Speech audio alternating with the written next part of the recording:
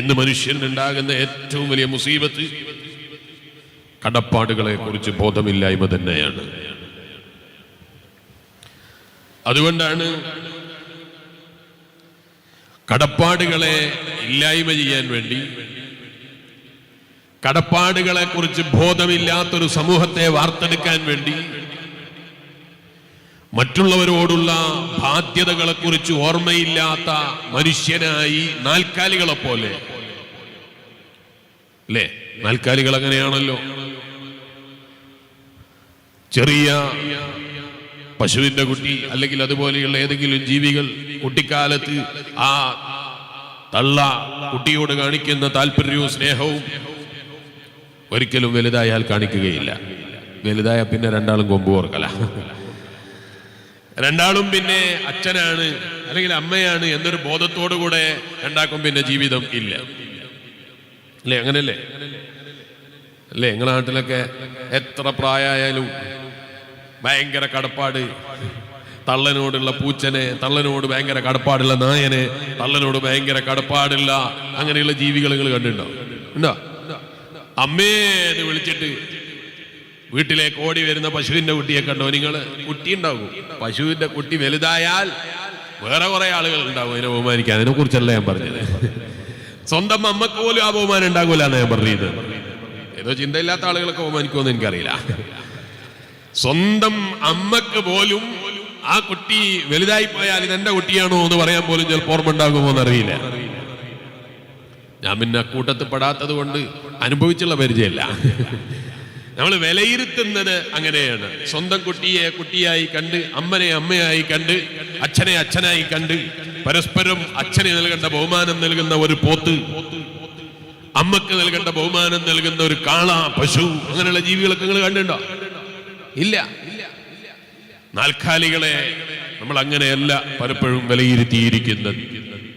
ഇതുപോലെ മനുഷ്യനെയും കടപ്പാടുകളില്ലാത്ത, കടപ്പാടുകളെ കുറിച്ച് ബോധമില്ലാത്ത, കടപ്പാടുകളിൽ നിന്ന് അകന്ന് ജീവിക്കുന്ന ഒരു വിഭാഗമായി മനുഷ്യനെ തകർത്താൽ മാത്രമേ ഈ ലോകത്തെ യാഥാർത്ഥ്യ ജീവിതത്തിൽ നിന്ന് മനുഷ്യനെ ഇല്ലായ്മ ചെയ്യാൻ സാധിക്കൂ എന്നറിയുന്ന ഒരു വിഭാഗം ആളുകൾ അത്തരം കാര്യങ്ങൾക്കാണ് കൂടുതൽ ഫോക്കസ് ചെയ്തുകൊണ്ടിരിക്കുന്നത്. പ്രായമായാൽ അത് എന്റെ ഇഷ്ടമാണ്, പിന്നെ അച്ഛനോട് ചോദിക്കേണ്ടതില്ല. പ്രായം എത്തിക്കഴിഞ്ഞാൽ, ഒരു പക്വത എത്തിക്കഴിഞ്ഞാൽ എന്റെ വിവാഹത്തിൽ പോലും എന്റെ ഉമ്മാക്ക് യാതൊരു അഭിപ്രായവും ഉണ്ടാകേണ്ടതില്ല.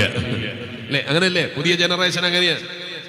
കാരണം എന്റെ ഉമ്മ എന്ന് പറയുന്നത് തള്ളവൈബുള്ള ഉമ്മയാണ്.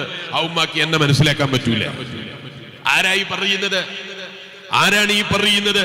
ഉമ്മ എന്ന് വിളിക്കാൻ പഠിപ്പിച്ച സ്വന്തം ഉമ്മനോട്, ബാപ്പയെ ബാപ്പ എന്ന് വിളിക്കാൻ പഠിപ്പിച്ച സ്വന്തം ഉമ്മനോട്, അലിഫും ബാവും മദ്രസയിലെ ഉസ്താദുമാര് പഠിപ്പിക്കുന്നതിന്റെ മുമ്പ്, ABCDയുടെ മാലകൾ പഠിക്കുന്നതിന്റെ മുമ്പ്, അക്ഷരങ്ങളെ എഴുതി പഠിക്കുന്നതിന്റെയും വായിച്ചു പഠിക്കുന്നതിന്റെയും മുന്നേ ജീവിതത്തിൽ അക്ഷരങ്ങൾക്ക് ശരിയായ നിലക്ക് തൂലിക പഠിപ്പിച്ച സ്വന്തം പ്രിയപ്പെട്ട മാതാവ്, ആ മാതാവിനെ കുറിച്ചാണ്, എന്റെ ജീവിതത്തെ കുറിച്ച് നിങ്ങൾക്ക് റോളില്ല എന്ന് പറയാൻ മക്കൾ വളർന്നു വരുന്നത്.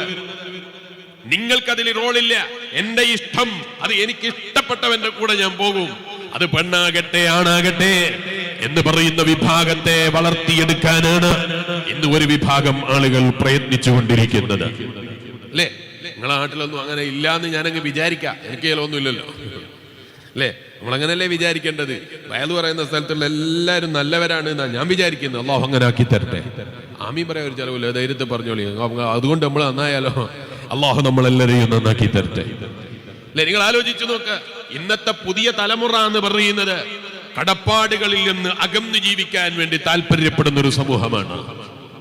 ആരോടും കടപ്പാട് ഇഷ്ടമല്ല. എത്രത്തോളം എന്ന് പറഞ്ഞാൽ അത് വികസിപ്പിച്ച് വികസിപ്പിച്ച് വികസിപ്പിച്ച് ഇപ്പൊ അതാ ഒരു വിഭാഗം ഭാര്യമാരോടുള്ള കടപ്പാടും മനുഷ്യന് വലിയ ഭാരമാണ് എന്ന് വരുത്തി തീർക്കാൻ വേണ്ടി ഭാര്യക്ക് പകരം റോബോട്ടുകളെ നിർമ്മിക്കുകയാണ്. കാരണം ഭാര്യ എന്ന് പറയുന്ന സാധനം വലിയ ചെലവുള്ള സാധന എന്നാ അവര് വിലയിരുത്തുകയാണ്. നമുക്കൊന്നും അങ്ങനെ ഇല്ലട്ടോ. നല്ല അത് ഏറ്റവും നല്ല സൗന്ദര്യം എന്ന് പറയുന്നത് കാണാൻ ഭംഗിയുള്ള ഭാര്യയല്ലേ. ഒരു പെണ്ണിനുണ്ടാകേണ്ട ഏറ്റവും വലിയ സൗന്ദര്യം എന്ന് പറയുന്നത് അവളുടെ മുടി കാണിച്ച് മാറ് കാണിച്ച് അങ്ങാടിയിലൂടെ നടക്കാനുള്ള തന്റെ ഉണ്ടാകുക എന്നുള്ളതല്ല ഒരു പെണ്ണിനുണ്ടാകേണ്ട ഏറ്റവും വലിയ സൗന്ദര്യം എന്ന് പറയുന്നത്. വലിയ നിങ്ങൾ ആരോടായി വയല് പറയുന്നത്? ഞാൻ പറയുന്നത് മുഅ്മിനീങ്ങളോടാണ്, വിശ്വാസികളോടാണ് എന്റെ വയല്. ഈ വയല് വിശ്വാസികളോടാണ്, നിരീശ്വരവാദിയോട്, നിർമ്മലവാദിയോട്, ഫെമിനിസ്റ്റുകളോട് അവരോട് പറയാനുള്ള വയല് അവര് നേരെ മുന്നിൽ വന്ന് അവരോട് പറയും. ഇത് പറയുന്നത് വിശ്വാസികളോടാ. ഈമാനുള്ള ഒരു മുഅ്മിനായ മനുഷ്യനെ സംബന്ധിച്ചിടത്തോളം അവന്റെ ജീവിതത്തിൽ ഏറ്റവും നല്ല ഭാര്യ എന്ന് പറയുന്നത് അവളുടെ ഭംഗിയല്ല. അതുകൊണ്ടാണ് ഹബീബ് നബി സല്ലല്ലാഹു അലൈഹി വസല്ലം തങ്ങൾ പറഞ്ഞത്, തുങ്കഉൽ മർഅതു ലിഅർബഈൻ, പെണ്ണിനെ 4 കാര്യങ്ങൾക്ക് വേണ്ടി വിവാഹം ചെയ്യപ്പെടും. വലിമാലിഹാ വലിജമാലിഹാ വലിനസബിഹാ, അവളുടെ ഭംഗിക്ക് വേണ്ടി വിവാഹം ചെയ്യപ്പെടാറുണ്ട്. പണം കണ്ടിട്ട് വിവാഹം കഴിക്കുന്ന ആളുകളുണ്ട്, തറവാട് നോക്കിയിട്ട് വിവാഹം കഴിക്കുന്ന ആളുകളുണ്ട്.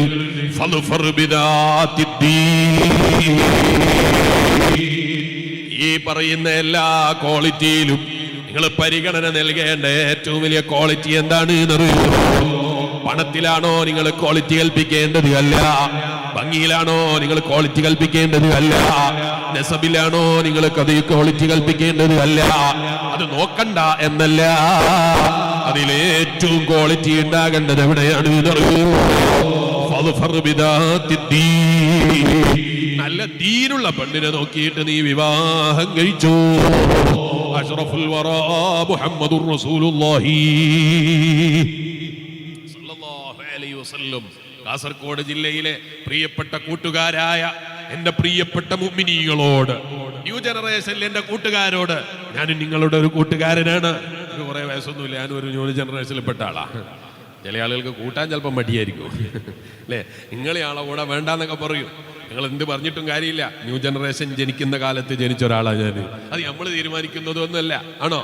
നിങ്ങൾ തീരുമാനിച്ചിരുന്നോ നിങ്ങൾ ജനിക്കേണ്ട പ്രായം? ആണോ? നിങ്ങൾ വിചാരിച്ച വല്ല നിങ്ങൾ ജനിച്ചത്? ഇപ്പോഴും എൻ്റെ ഡേറ്റ് ഓഫ് ബർത്ത് എനിക്ക് ഓർമ്മിക്കാൻ പറ്റില്ല, വിചാരിച്ച ഡേറ്റേ ഇല്ല അല്ലേ? ഒരു 20 അല്ലെങ്കിൽ 25 അങ്ങനെ സാധാരണ ഒരു ഓർമ്മയുള്ള ഡേറ്റ് ആയിരുന്നെങ്കിൽ 1961 എന്നുള്ളത് 60 ആയിരുന്നെങ്കിൽ ഇത്ര സുഖമായിരുന്നു. എൻ്റെ അല്ല കേട്ടോ, ഞാനൊരു ഉദാഹരണം പറഞ്ഞതാ. ഒരാള് അതേപോലെ ഡേറ്റ് ഓഫ് ബർത്ത് 1994 അത് 90 95 ഒക്കെ ആണെങ്കിൽ പറയുമ്പോൾ ഒരു സുഖം ഉണ്ടായിരുന്നു. 2000 ആണെങ്കിൽ നല്ല സുഖം ഉണ്ടാവുമായിരുന്നു അല്ലേ?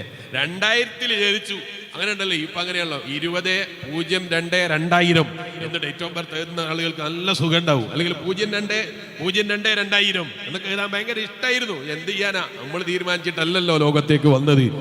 മരിക്കുന്ന സമയത്ത് ഈമാനോടെ മരിക്കാൻ, നല്ല സമയത്ത് മരിക്കാൻ, ഏറ്റവും ക്വാളിറ്റിയുള്ള രൂപത്തിലായി മരിക്കാൻ അള്ളാഹു നമുക്കൊക്കെ തൗഫീഖ് നൽകി അനുഗ്രഹിക്കുമാറാകട്ടെ. ഞാൻ പറഞ്ഞു വന്നത്, നമ്മൾ തീരുമാനിക്കുന്നല്ലോ ഡേറ്റ് എന്ന് പറയുന്നത് അല്ലേ? ജനിക്കുന്ന ഡേറ്റും നമുക്കറിയില്ല, മരിക്കുന്ന ഡേറ്റും അറിയില്ല, രണ്ടും അറിയില്ല അല്ലേ? രണ്ടും അറിയാം, രണ്ടും അറിയില്ല. ഇപ്പൊ ജനിച്ചപ്പോ അറിയാം, ജനിക്കുന്നതിന് മുമ്പ് അറിയോന്നാ ചോദിച്ചത്. ഇപ്പോഴത്തെ ഡേറ്റ് ഓഫ് ബർത്ത് അറിയോന്നല്ല ഞാൻ ചോദിച്ചത്. ജനിക്കുന്നതിന്റെ മുമ്പ് ഡേറ്റ് ഓഫ് ബർത്ത് അറിയോന്നാ ചോദിക്കുന്നത്. ഇല്ല, അറിയില്ല. അതുകൊണ്ടാണല്ലോ ഡോക്ടർമാര് ചിലപ്പോ പ്രസവത്തിന് ഏകദേശം ഒരു ഡേറ്റ് കണക്കാക്കിയിട്ട് പറയും അല്ലേ?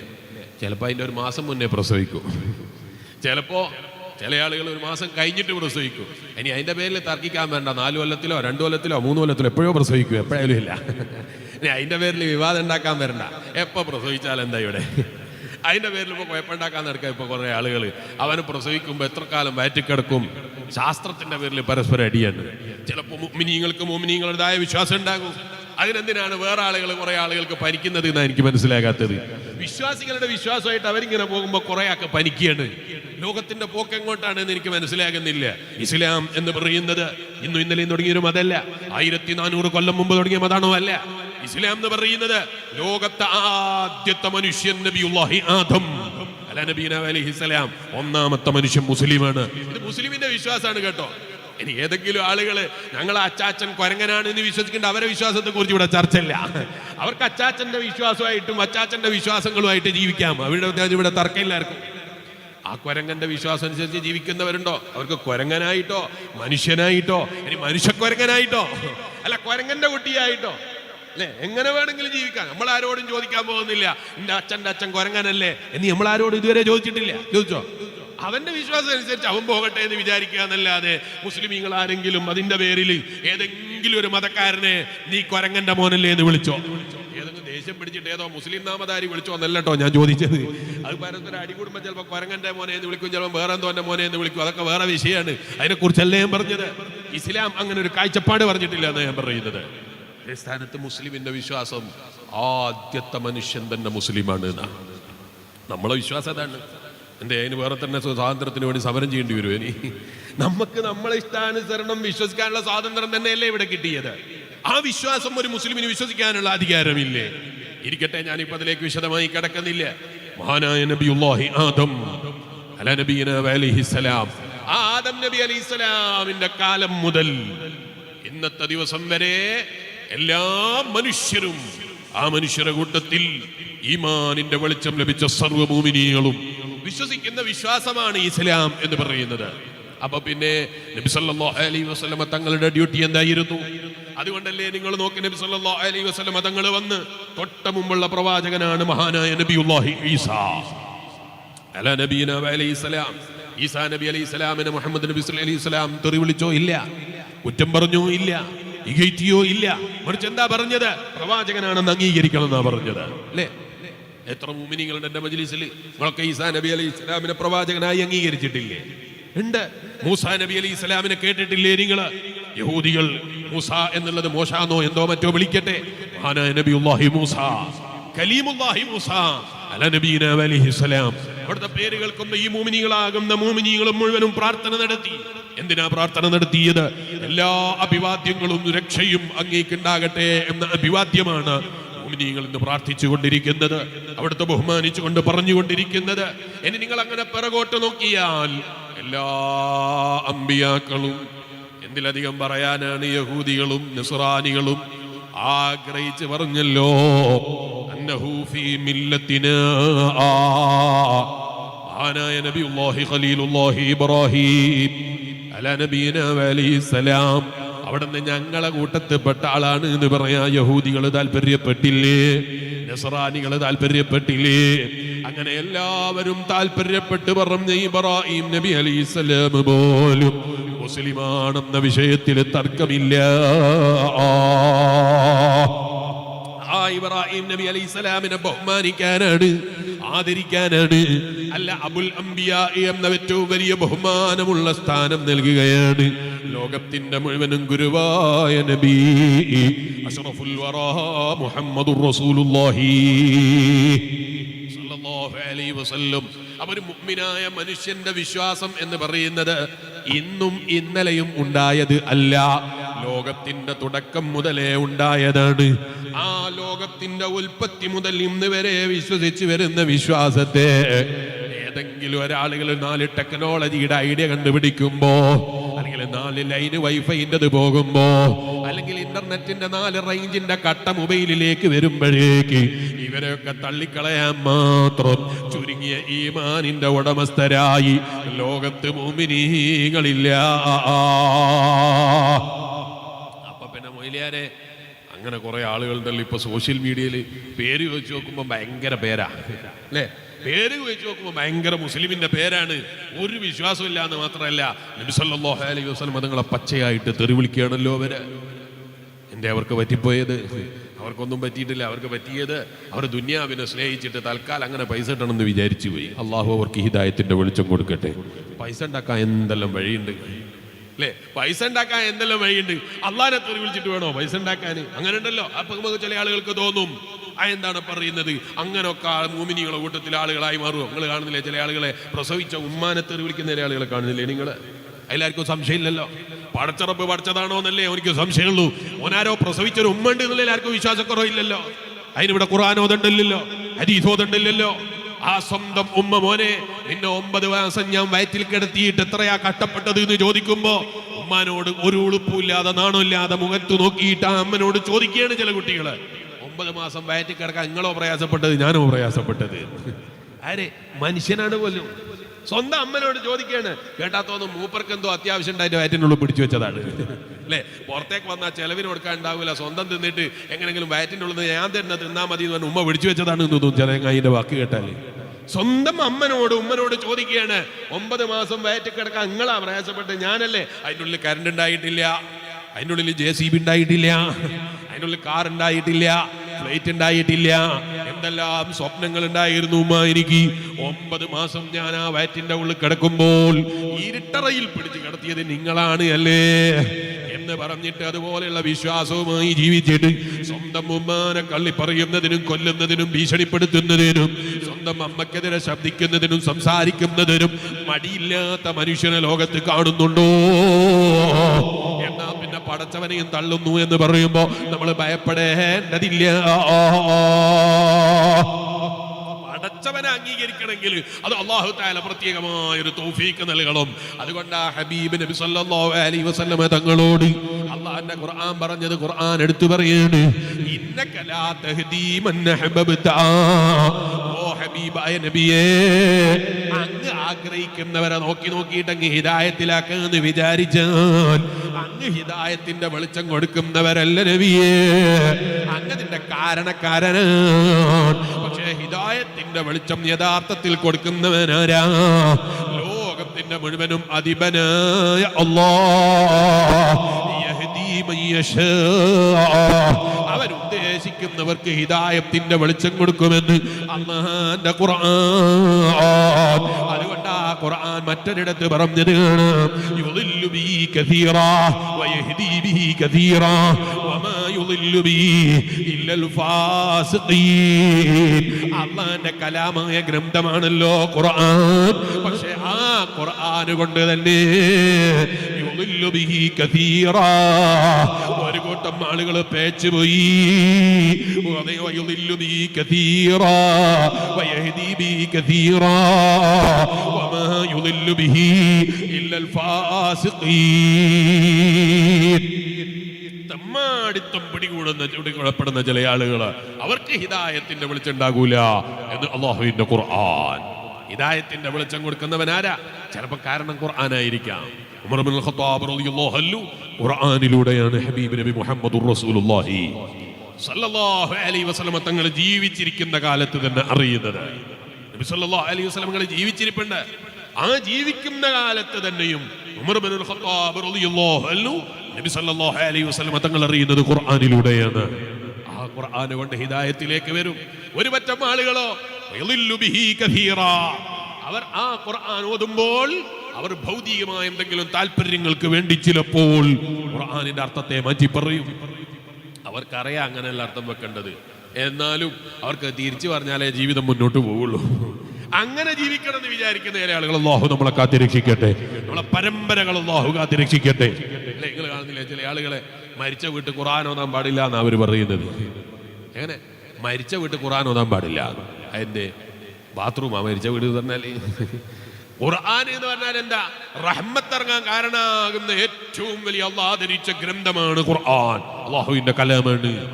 ആ കലാമാകുന്ന ഖുർആൻ മരിച്ച വീട്ടിൽ ഓതരുത് എന്നാ പറയുന്നത്. അപ്പൊ ചില ആളുകൾക്ക് ഒരു സംശയം, വെറുതെ ആയിരിക്കൂല മൈലിയാരെ, മരിച്ച വീട്ടിൽ മനുഷ്യന്മാര് മരിച്ചു പോയാൽ അതോടെ അവന്റെ കാര്യം പോയില്ലേ? അതുകൊണ്ടല്ലേ മഖബറയിൽ മനുഷ്യന്മാരൊക്കെ മറവി എന്ന സ്ഥലത്ത് കൊണ്ടുപോയിട്ട് അവിടെയുള്ള മണ്ണ് ഉപയോഗിക്കുമ്പോൾ നജസ് കൂടുതൽ ഉണ്ടാകാൻ സാധ്യത ഉണ്ട് എന്ന് ഇമാമികൾ പറഞ്ഞിട്ടുണ്ടല്ലോ, ശ്രദ്ധിക്കണമെന്ന് പറഞ്ഞിട്ടുണ്ടല്ലോ.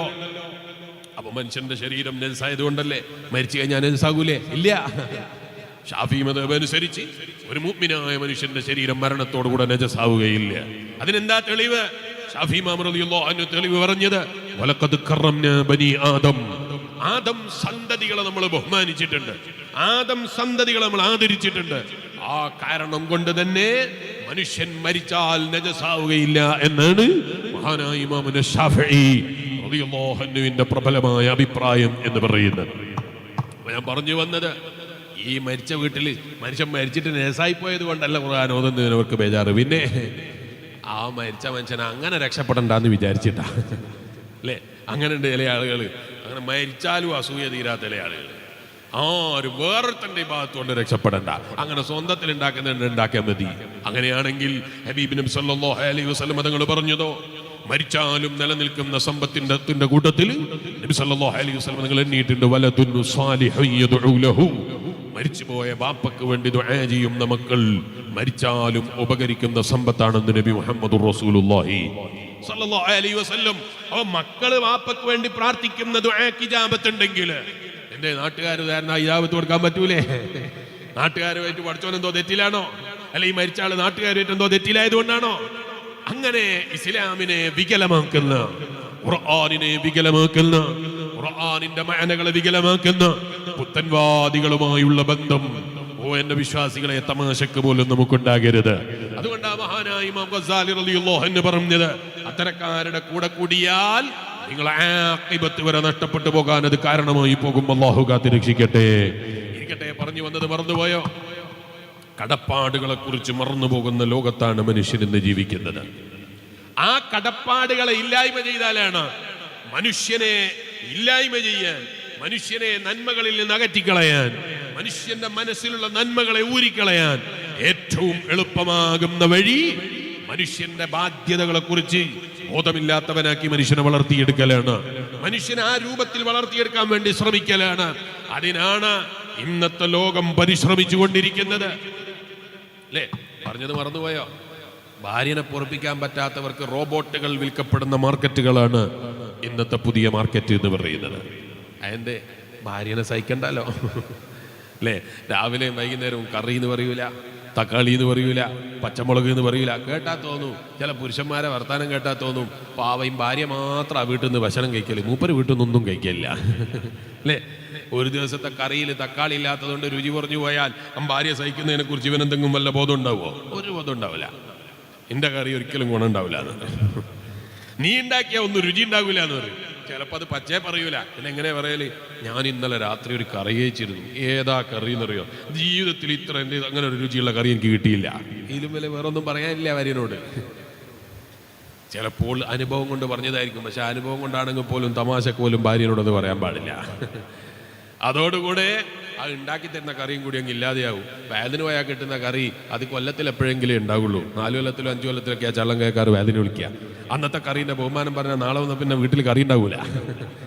ആ ഒരു ബോധം ഭർത്താവിന് വേണം. ഭാര്യമാരോടുള്ള കടപ്പാട് അതെന്തോ വലിയ ഭാരമായി, ലോഡായി കാണുന്ന ഒരു വിഭാഗം വളർന്നു വരികയാണ്. ചിലപ്പോൾ അവരവരുടെ ഭാര്യമാരെ വിളിച്ച് അവരുടെ മക്കളെ കൈപിടിച്ച് അവർ നല്ല ലോകത്തിങ്ങനെ വിരാജിക്കുകയാണ്. മനുഷ്യനെ ഇല്ലായ്മ ചെയ്യാൻ, മനുഷ്യത്വത്തെ ഇല്ലായ്മ ചെയ്യാൻ അവർ റോബോട്ടുകളെ നിർമ്മിച്ചു വിടുകയാണ്. എന്തിന്? മനുഷ്യന്റെ ബാധ്യതകളെ കുറിച്ച് ഇല്ലായ്മയുള്ളവനാക്കി മനുഷ്യനെ മാറ്റിയാലേ ലോകത്തെ നശിപ്പിക്കാൻ കഴിയുമെന്ന് ചിന്തിക്കുന്ന അത്തരം വിവരം കെട്ട ആളുകൾ എടുക്കുന്ന പണിയാണ് ഞാൻ ഈ പറഞ്ഞു വരുന്നത്. അല്ലേ? മനുഷ്യന് നല്ല ബോധമുള്ളവനാകണം ബാധ്യതകളെ കുറിച്ച്. അതില്ലാത്തത് കൊണ്ടാണ് കുറച്ചു കാലം കഴിയുമ്പോ പാപ്പാക്ക് തിരിയൂല, ഉമ്മാക്ക് മനസ്സിലാകൂല. ഇന്നത്തെ കാലത്തുള്ള ഞങ്ങളെ ജീവിതത്തെ കുറിച്ചൊന്നും നമ്മളെ പഴയ കാലത്തുള്ള താടി നരച്ച ഉപ്പാപ്പാക്ക് തിരിയൂല. ഞങ്ങൾ ജീവിക്കുന്ന ലോകേതാണ് എന്ന് അവർക്കറിയില്ലല്ലോ. ഞങ്ങൾ അറിഞ്ഞിരിക്കുന്ന ലോകേതാണ് എന്ന് അവർക്ക് മനസ്സിലായിട്ടില്ലല്ലോ. അതുകൊണ്ട് തന്നെ പാപ്പനെ അംഗീകരിക്കൂല, ഉമ്മനെ അംഗീകരിക്കൂല, ഉമ്മാമനെ അംഗീകരിക്കൂല, ഉപ്പാപ്പനെ അംഗീകരിക്കൂല. ഞങ്ങൾ കളിക്കുന്ന മൊബൈൽ ഫോണിന്റെ ഉള്ളിലുള്ള ഗെയിമിന്റെ പകുതി പോലും ഉപ്പാപ്പ കണ്ടിട്ടില്ല, ഉപ്പാപ്പ അറിഞ്ഞിട്ടില്ല.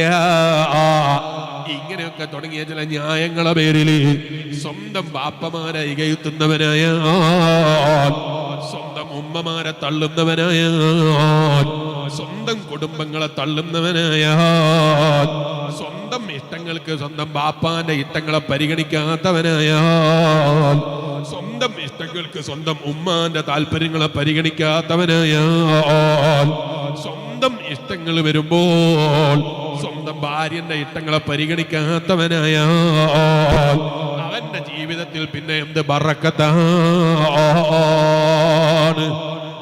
അല്ലേ? നിങ്ങൾ ആലോചിച്ച് നോക്ക്. സ്വന്തം ഇഷ്ടം എന്ന് പറയുമ്പോൾ ആ ഇഷ്ടത്തിന്റെ മാറ്റുകൂട്ടണമെങ്കിൽ എന്ത് വേണം? ബാപ്പന്റെ അംഗീകാരം വേണം. അല്ലേ? അപ്പോഴല്ലേ അതിന് മാറ്റുകൂട്ടല്. ഉമ്മാന്റെ അംഗീകാരം വേണം. നിനക്ക് ഇഷ്ടമുള്ള പെണ്ണിനെ നീ വിവാഹം കഴിച്ചോളൂ, തർക്കമില്ല. പക്ഷേ വിവാഹത്തിന് വേണ്ടി ഒരുങ്ങുമ്പോ ആ ഉമ്മനെയും കൂടി സന്തോഷിപ്പിച്ച് വിവാഹം കഴിക്കാൻ കഴിയണം, ബാപ്പനെയും കൂടി സന്തോഷിപ്പിച്ച് വിവാഹം കഴിക്കാൻ കഴിയണം. ഇഷ്ടങ്ങൾക്ക് മുന്നിൽ ബാപ്പക്കും ഉമ്മക്കും സ്ഥാനമില്ല എന്നാവും പറയുന്നത്. എന്നാ ഞാൻ ചോദിക്കട്ടെ മോനെ, നിന്നെ പ്രസവിച്ച ഉമ്മയാണല്ലോ, ആ ഉമ്മാക്ക് നീ വയറ്റിൽ കിടക്കുന്ന സമയത്ത് നിന്റെ വയറ്റിന്റെ ഉള്ളിൽ വെച്ച് നിന്നെ കൊല്ലാൻ ഓപ്ഷൻ ഉണ്ടായിരുന്നു ഇല്ലേ? ഇല്ലേ? അതിനെന്താ പറയാ? ഇവിടെ കൊല്ലുകയെന്ന് പറയൂല, പറയോ? വയറ്റിൻ്റെ ഉള്ളിലുള്ള കുട്ടീനെ കൊന്നുകളയാന്ന് പറയോ ഡോക്ടർ? അബോർഷൻ ചെയ്താൽ മതി. അല്ലേ? അല്ലെങ്കിലോ വയറ്റിനുള്ള കുട്ടിയെ കൊല്ലാന്ന് പറയും. അങ്ങനെ ഉണ്ടല്ലോ ചില സാധനങ്ങൾ നന്നാക്കി പറയുന്ന ചില പരിപാടിയുണ്ട് അല്ലേ? ഇസ്ലാമിൽ ത്വലാഖ് എന്നാ പറയാ. ഇവിടെ എന്താ പറയാ? വൈവാഹിക ജീവിതത്തിന്റെ മോചനം. അങ്ങനെയൊക്കെ പറയാ. ഇല്ല, ത്വലാഖ് എന്നല്ലേ പറയാ, അങ്ങനെ പറയാ. അപ്പൊ ത്വലാഖ് എന്ന് പറയുമ്പോൾ ചില ആളുകൾക്ക് തീരെ ദഹിക്കുന്നില്ല. ആർക്ക്? ഇസ്ലാമിന്റെ വിരോധികൾക്ക് ദഹിക്കുന്നില്ല. അപ്പൊ അവരോട് ചോദിച്ചു, നിങ്ങളെ മതത്തിലും നിങ്ങളെ വിശ്വാസത്തിലൊന്നും ഈ പരിപാടിയില്ലേ? ഞങ്ങളുടെ മതത്തിൽ അങ്ങനെയുള്ള പരിപാടിയൊന്നുമില്ല. അപ്പൊ ഒരു ഭാര്യയായിട്ട് സന്തോഷത്തിൽ ജീവിക്കാൻ പറ്റുന്നില്ല, നിങ്ങൾ എന്താ? ഞങ്ങൾ ഡൈവോഴ്സ് ചെയ്യും. ത്വലാഖില്ല. നിങ്ങൾ കേട്ടില്ലേ ഏതാ പറയുന്നത്? അവർ ഡൈവോഴ്സ് ചെയ്യും.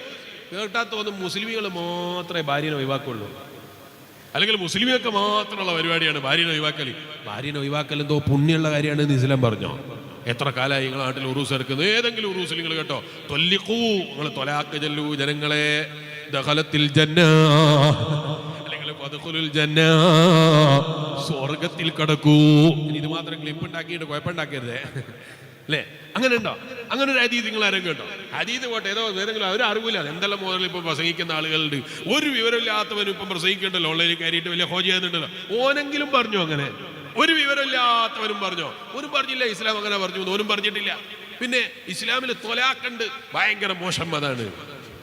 പിന്നെ അവർ രണ്ടാളും ഭാര്യക്കോ ഭർത്താവിനോ ഇഷ്ടമില്ലാത്തത് കൊണ്ട് വൈവാഹിക മോചനം നടന്നാലോ ത്വലാഖൊന്നുമില്ല, ഡൈവേഴ്സേ ഉള്ളൂ അല്ലേ? എങ്ങനെ കേട്ടില്ലേ?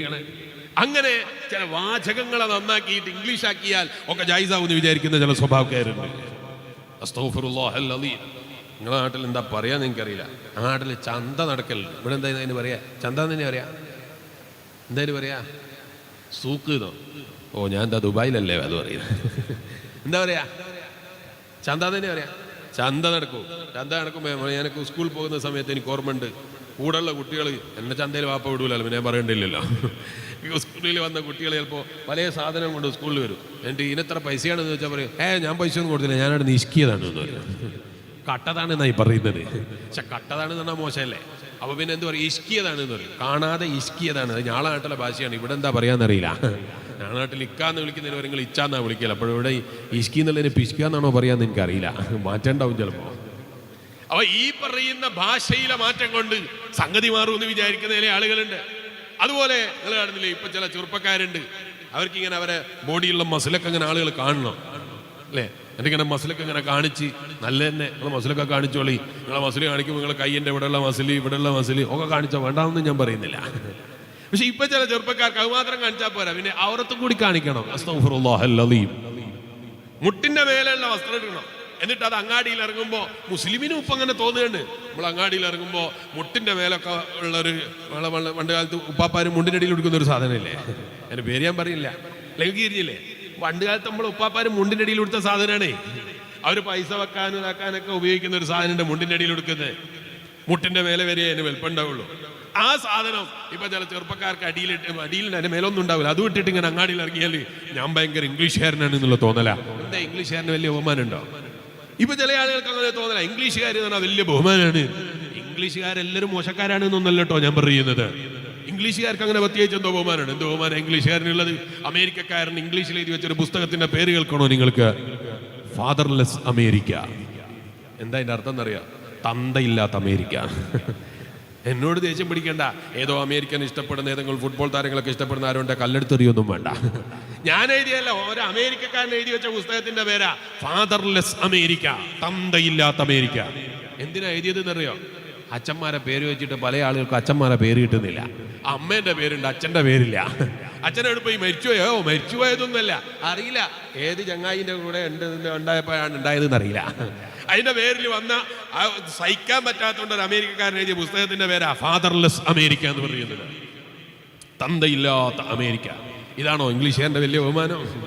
ലോകത്ത് ഏറ്റവും കൂടുതൽ വ്യഭിചാരം നടക്കുന്ന രാജ്യം ഏതാണ്? ഗൂഗിൾ ചെയ്ത് നോക്ക്. എന്നോടൊന്നും ചോദിക്കേണ്ട, എന്നോട് ഉറപ്പൊന്നും പിടിക്കേണ്ട. ഗൂഗിൾ ചെയ്ത് നോക്ക്. ഇംഗ്ലീഷുകാരന്റെ രാജ്യങ്ങളാണ്. ചരിത്രശുദ്ധിയിൽ ഏറ്റവും മുൻപന്തിയുള്ള രാജ്യങ്ങൾ ഏതാണ്? മുസ്ലിം രാഷ്ട്രങ്ങളാണ്. തലാഖിന്റെ പേരിൽ ഇസ്ലാമിനെ ലോകമൊട്ടാകെ കുറ്റം പറയാൻ വേണ്ടി നടക്കുന്നവൻ എനക്കൊന്ന് ഗൂഗിൾ ചെയ്ത് നോക്കണം. ലോകത്തെ ഏറ്റവും കൂടുതൽ ആണുമാണും ബന്ധപ്പെടുന്നത് എവിടെയാണ്? അമേരിക്കയിലാണ്. പെണ്ണും ബന്ധപ്പെടുന്നത് എവിടെയാണ്? അമേരിക്കയിലാണ്. ഇതാണോ ഇംഗ്ലീഷുകാരന്റെ ബഹുമാനം? മാനുഷികമായ മൂല്യങ്ങളെ തകർത്ത് കളയുന്ന, ബാധ്യതകളെ കുറിച്ച് ബോധമില്ലാത്ത, കടപ്പാടുകളെ കുറിച്ച് ബോധമില്ലാത്ത ഒരു സമൂഹത്തെ നിർമ്മിക്കണം എന്ന് ചിന്തിക്കുന്ന ഇത്തരക്കാരനെ റോൾ മോഡലായി സ്വീകരിക്കാൻ ഓ മുഅ്മിനായ മനുഷ്യ എങ്ങനെ നമുക്ക് സാധിക്കുമെന്നാണ് ഞാൻ ചോദിക്കുന്നത്. മനുഷ്യത്വം വേണ്ടേ? അതൊന്നും വേണ്ടില്ല മൊയ്ലിയാരെ. മനുഷ്യത്വം വേണ്ടെന്നാണോ നീ പറയുന്നത്? അച്ഛനില്ലാത്ത മോനായി പ്രസവിക്കപ്പെടാൻ നീ താല്പര്യപ്പെടുന്നുണ്ടോ? അച്ഛൻ ആരാണ് എന്നറിയാത്തൊരു സമൂഹത്തിൽ ജനിക്കാൻ നീ താല്പര്യപ്പെടുന്നുണ്ടോ? അമ്മനെ തിരിഞ്ഞില്ലെങ്കിൽ സാരയിലായിരുന്നു, അച്ഛനെ തിരിയാത്തവനായി ഒരു സമൂഹത്തിൽ ഒരു മനുഷ്യനുണ്ടാകുക എന്ന് പറഞ്ഞെങ്കിൽ അതിന്റെ പേരെന്താണ് എന്നറിയോ? ഇസ്ലാമിന്റെ കാഴ്ചപ്പാടാ. എന്നോട് വെറുപ്പ് പിടിക്കണ്ട. വിശേഷിപ്പിക്കുകയാണ്, അവർ മൃഗങ്ങളെക്കാൾ അതപ്പതിച്ചു പോയവരാണ്. അള്ളാഹു കാത്ത് രക്ഷിക്കട്ടെ. ഈ ഒരു സമൂഹത്തെയാണ് അവർ വാർത്തെടുക്കാൻ വേണ്ടി ആഗ്രഹിക്കുന്നത്. ടെക്നോളജികളും അതുപോലെ ഇന്റർനെറ്റുകളും പുരോഗമിച്ചിട്ട് ഇന്നത്തെ സമൂഹത്തിന് ലഭിച്ച സമ്മാനം എന്താണ്? ഞങ്ങൾ ന്യൂ ജനറേഷൻ ആണെന്ന് പറയുന്ന കൂട്ടുകാരാ, വൈവാഹിക ജീവിതത്തിന് വേണ്ടി പെണ്ണന്വേഷിച്ച് നോക്കുമ്പോ കിട്ടുന്നില്ല അല്ലേ? ന്യൂ ജനറേഷൻ ഉണ്ടാക്കി വെച്ച ഏറ്റവും വലിയ മുതലാ, സ്വത്താണത്. സ്വന്തം അത് വിവാഹ ജീവിതത്തിലേക്ക് കടക്കണം എന്ന് ആഗ്രഹിക്കുമ്പോ പെണ്ണ് കിട്ടുന്നില്ല. എന്തുകൊണ്ട് കിട്ടുന്നില്ല? എന്തുകൊണ്ട് കിട്ടുന്നില്ല? ടെക്നോളജി വളർന്നു, അതുകൊണ്ട് പെണ്ണ് കിട്ടുന്നില്ല. ഭാര്യക്ക് പേടിയാണ്, ഭർത്താവിന് പേടിയാണ്. ഞാൻ ഇവനെ വിവാഹം കഴിച്ചിട്ട് 2 ദിവസം കഴിഞ്ഞാൽ ഓൻ പറയോ ഞാനും പെണ്ണാണ് അല്ലേ? അങ്ങനെയല്ലേ ഇപ്പോ? പെട്ടെന്ന് ഒരാൾ തീരുമാനിക്കുകയാണ് ഞാൻ ഇന്നു മുതൽ ആണാകാൻ പോവാണ്. പെണ്ണിന് തോന്നിയാൽ ഓള് ഹോർമോൺ കുത്തുക, ആണാകുക. അതിന് കുറെ ആളുകൾ ആണായി വന്നു കൈമുട്ടി സ്വീകരിക്കുകയും ചെയ്യുക. അതിന് ഒപ്പുവെച്ചു കൊടുക്കുന്ന കുറെ വിവരദോഷികളായ ഭരണാധികാരികളും. നിങ്ങൾ ആലോചിച്ച് നോക്ക്, എന്തൊരു ലോകാണിത്! എന്തൊരു ലോകത്താ മനുഷ്യൻ ജീവിക്കുന്നത്! ഭർത്താവിനെ ഭാര്യനെ വിശ്വസിക്കാൻ പറ്റാത്ത ലോകം, ഭാര്യക്ക് ഭർത്താവിനെ വിശ്വസിക്കാൻ പറ്റാത്ത ലോകം. വ്യഭിചാരവും പരദൂഷണവും കുറ്റങ്ങളും ഒക്കെ പഴയ കാലത്തില്ലേ മുതിരെ? ഇല്ല, നീ പറയുന്നില്ല. പക്ഷെ അതിന്റെ പരിധികൾ വിട്ടുകടന്ന് മാനുഷികമായ മൂല്യങ്ങൾക്ക് വില കൽപ്പിക്കാത്തൊരു സമൂഹമായി ലോകത്തെ അധപ്പതിപ്പിച്ചുകൊണ്ടിരിക്കുകയാണ്. അതിനവരുപയോഗിക്കുന്ന ഏറ്റവും വലിയ ആയുധമാ മുസ്ലിമേ ബാധ്യതകളും കടപ്പാടുകളും മറക്കുന്ന സമൂഹമായി മനുഷ്യനെ മാറ്റിയെടുക്കുക എന്ന് പറയുന്നത്. അതിന്റെ ഭാഗമായിട്ടാണ് തുടങ്ങിയത്. എവിടെന്നാണ്? വൈവാഹിക ജീവിതത്തിലേക്ക് കിടക്കുന്ന പെണ്ണ് പറയാണ്, എന്റെ ഭർത്താവിനെ സ്വീകരിക്കാനും എന്റെ ഭർത്താവിനെ സെലക്ട് ചെയ്യാനും എന്റെ ഉമ്മാന്റെ കണ്ണല്ല ആവശ്യം, എന്റെ കണ്ണാണ്. എന്റെ അച്ഛന്റെ കണ്ണല്ല വേണ്ടത്, എന്റെ അമ്മന്റെ കണ്ണല്ല വേണ്ടത്, കുടുംബങ്ങളുടെ സീലൊപ്പല്ല വേണ്ടത്, എന്റെ തീരുമാനമാണ്. നിങ്ങൾ ആരും അംഗീകരിച്ചില്ലെങ്കിലും കോടതിയിൽ പോയിട്ടെങ്കിലും ഇറങ്ങിപ്പോകാൻ എനിക്കറിയാന്ന് പറയുന്ന ഒരു സമൂഹമായി സ്വന്തം അമ്മമാരോട് ഉമ്മമാരോട് ബാപ്പമാരോടുള്ള കടപ്പാടുകളെ കുറിച്ച് ഓർമ്മയില്ലാത്തവരായി സമൂഹം മാറിപ്പോയപ്പോൾ ആ സമൂഹം മാറിത്തീരുന്ന ലോകത്തെ കുറിച്ചാണ് ഞാൻ പറയുന്നത്. വയല് കേൾക്കുന്ന മുസ്ലിമേ, അതുകൊണ്ടാ ലോകം മുഴുക്ക പടപ്പിതയെ പടച്ചു സൃഷ്ടിച്ച് പരിപാലിച്ച് റബ്ബ് നിയോഗിച്ചയച്ച ലോകത്തിന്റെ മുഴുവനും കാരുണ്യമായ നബി മുഹമ്മദുർ റസൂലുള്ളാഹി സ്വല്ലല്ലാഹു അലൈഹി വസല്ലം തങ്ങൾ പറയാണ്, അദ്ദീനു, ദീൻ എന്ന് പറഞ്ഞാൽ അതിലെ ഏറ്റവും മുഖ്യമായ ഘടകം അന്നസീഹ. അത് നസീഹത്താണ്, ബാധ്യതകളെ കുറിച്ചുള്ള ഓർമ്മയാണ്. അതുകൊണ്ടാ മഹാന്മാരായ പണ്ഡിതന്മാര് പറഞ്ഞത്, ലൈസ ഫീ കലാമിൽ അറബി കലിമത്തുൻ അജ്മഉ ലിഖൈരി ദുനിയാ വൽ ആഖിറ. ദുനിയാവിലും ആഖിറത്തിലും ഇതുപോലെ ഖൈറിനെ ഒരുമിച്ച് കൂട്ടി എന്ന് പറയാൻ പറ്റുന്ന ഒരു കലിമത്ത് ലോകത്ത് വേറെ അറബിയിൽ കാണാനില്ല. അത്ര ബഹുമതിയുള്ള അർത്ഥവത്തായ ഒരു വാക്കാണ് അന്നസീഹ. അതുകൊണ്ടാണല്ലോ മഹാനായ അബ്ദുല്ലാഹി ഇബ്നു അലവിൽ ഹദ്ദാദ് റളിയല്ലാഹു അൻഹു അവിടുന്ന് പറയുമ്പോൾ, അവിടുന്ന് പഠിപ്പിക്കുമ്പോൾ പഠിപ്പിച്ചത്, വസിയത്തി ലക യാദൽ ഫളി വൽ അദബി ഇൻ ശിഅത അൻ തസ്കുന السامي من الرطب وتدرك السبق والغايات تبلغها مهنأ بمنال القصد والرب. മോനെ, നീ ഖസ്ദ് ഉദ്ദേശിച്ച് ജീവിക്കുന്നവനാണെങ്കിൽ, ശരിയായ നിലക്കുള്ള വിജയം ഉദ്ദേശിക്കുന്നവനാണെങ്കിൽ, മോനെ നിനക്കെനിക്ക് നൽകാനുള്ള ഏറ്റവും വലിയ വസിയത്ത് എന്താണ് എന്നറിയോ? ഏറ്റവും നല്ല ഉപദേശം എന്താണ് എന്നറിയോ?